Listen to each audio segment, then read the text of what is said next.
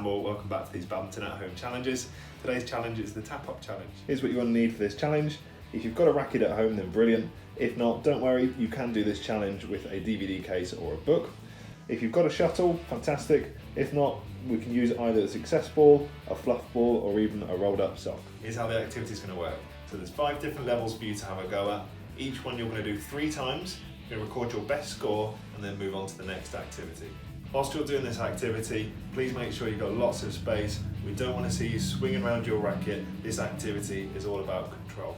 Okay, so activity number 1 is basic tap-ups. We're going to be using a grip which has our thumb coming down the grip on top of the racket like this. We're going to use a relaxed, loose grip, so we're not gripping it really tightly. Our racket is out in front of us, and we're going to be using a short racket action to keep the ball or shuttle in the air.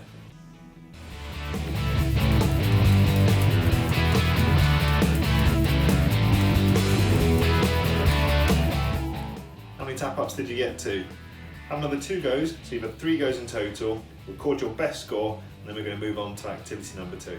Okay, activity number 2 is forehand tap-ups. So we're going to be using a forehand grip for this. So start off by shaking hands with the head of your racket, and then bring your hand down so that this V here is in line with this part of your racket. Okay. From here, we're going to turn our hand so that our palm is facing up towards the ceiling. And we're going to be using a relaxed grip again for this. We don't want to be gripping it really tightly. Racket out in front of us, using a short racket action to keep the shuttle or success ball in the air.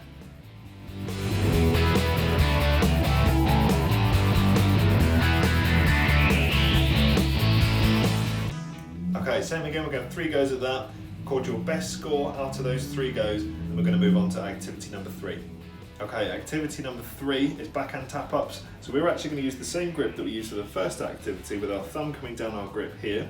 This time, we're going to turn it upside down. So now my thumb is underneath my grip, and you can see my knuckles are pointing towards the ceiling. We're going to have a racket out in front of us. Again, a really relaxed grip, don't be squeezing it too tightly. And we're keeping a short racket action to keep the ball or shuttle in the air.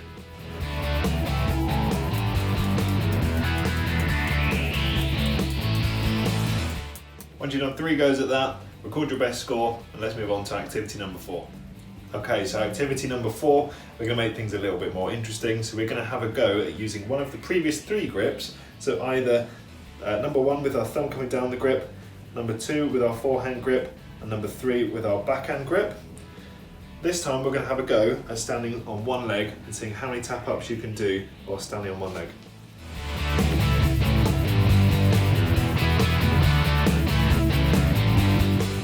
Okay, hopefully your balance is a little bit better than mine. Again, have 3 goes, record your best score, and then let's move on to the final activity, number 5.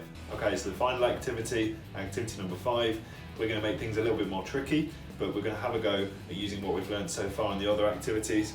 So we're going to have a go at alternating between a forehand shot and a backhand shot to see how many tap-ups you can do consecutively.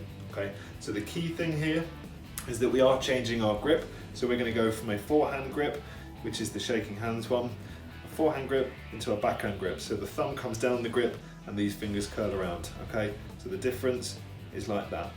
Okay, we're going to need to be changing that between every shot. So forehand shot, change, backhand shot, change, forehand shot, backhand shot.